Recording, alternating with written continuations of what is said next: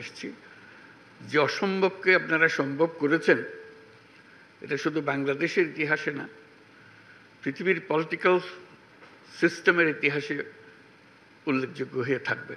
যে প্রক্রিয়ার মাধ্যমে, যে বন্ধুত্বপূর্ণ পরিবেশে কঠিন কঠিন বিষয়গুলো আপনারা আলোচনা করেছেন এবং সমাধানে এসছেন, যে ছেড়ে যান নাই কারো কোনো বক্তব্য যে ভয় পেয়েছি আমি চলে গেছি, এটা আলাপ করব না, বেশি আলাপ হয়ে ওরকম না। নিজেরা সবাই আন্তরিকভাবে চেষ্টা করেছেন যে একটা ঐক্যমতে পৌঁছতে আপনারা পেরেছেন, যে কারণে আজকে জুলাই সনদ রচনা হয়েছে।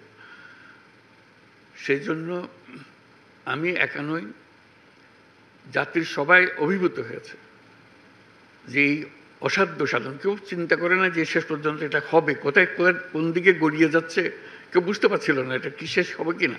বলবে শেষ পর্যন্ত দেখা যাবে একজন এক এক দিকে চলে গেছে। আজকে যে পয়েন্টে এসছি সেটা একটা অবিশ্বাস্য কাণ্ড, যে মানুষ চিরদিন স্মরণ করবে। আমি ব্যক্তিগতভাবে বাংলাদেশের একজন নাগরিক হিসেবে গর্ববোধ করছি যে এরকম একটা কাজ বাংলাদেশে সম্ভব হয়েছে, এবং আমি ব্যক্তি হিসেবে গর্ববোধ করছি যে কাজের সঙ্গে আমি শরিক ছিলাম, অংশীদার ছিলাম। এটা আমাদের মন থেকে কোনোদিন কেউ মুছে ফেলতে পারবে না। যে অসম্ভব কাজ আপনারা করলেন, এটা যুগ যুগান্ত ধরে স্মরণীয় হয়ে থাকবে আমাদের ইতিহাসে।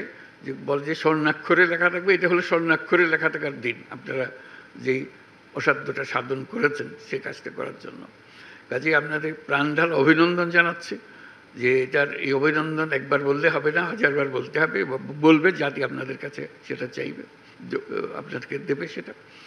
এবং যে ছাত্র জনতার যে অভ্যুত্থান, এই অভ্যুত্থানের এটাই আমার মনে হয় পরবর্তী অধ্যায় সঠিকভাবে রচিত হলো। এর আর কোনোভাবে রচনা করা এটা সম্ভব ছিল না। যে অধ্যায়, ওইখান থেকে আমরা কোথায় যাচ্ছি সেই সংস্কারের কথা যে আমরা মুখে বলে যাচ্ছিলাম, আপনারা সেই সংস্কার প্রকৃতপক্ষে কী সংস্কার হবে সেটা করে দেখিয়ে দিয়েছেন। কাজে আমরা এই জুলাই সনদ স্বাক্ষর অনুষ্ঠানে সারা জাতি এটা বড় রকমের উৎসবের মধ্যে আমরা শরিক হব, সবাই স্বাক্ষর করব। এবং যেই কলমে স্বাক্ষর করলাম সেই কলমগুলো জাদুঘরে রক্ষিত হবে। যে এই কলম দিয়ে অমুকে সই করেছিল, এই কলম দিয়ে অমুকে সই করেছিল, কলম দিয়ে আপনাদের ছবি সহ সেগুলো জাদুঘরে রক্ষিত থাকবে যে কারা কারা এই সনদে স্বাক্ষর করেছিলেন। কারণ মানুষ ভুলতে পারবে না, ইতিহাস ভুলতে পারবে না আপনাদেরকে। এটা এমন একটা ঘটনা যেটা আমরা যেহেতু ঘটনার ভেতরে আছি হয়তো অনুভব করছি না, কিন্তু বাইরে গিয়ে যদি দাঁড়াতে পারতাম তখন মনে হতো যে বিশাল একটা কর্মকাণ্ড।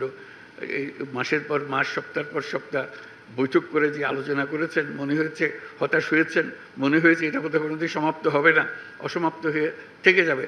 এটা অসমাপ্ত থেকে যায় নাই, আপনারা সমাপ্তিতে এনেছেন এবং সন্তোষজনকভাবে সমাপ্তিতে এনেছেন। এমন না যে রাগ করে সমাপ্তিতে এনেছেন, দৌড় দাও আমি কিচ্ছু জানি না, এরকম না। আপনারা ভেবে চিনতে আপনারা নিয়মকানুন বের করেছেন যাতে করে আমরা সবাই মিলে স্বাক্ষর করতে পারি।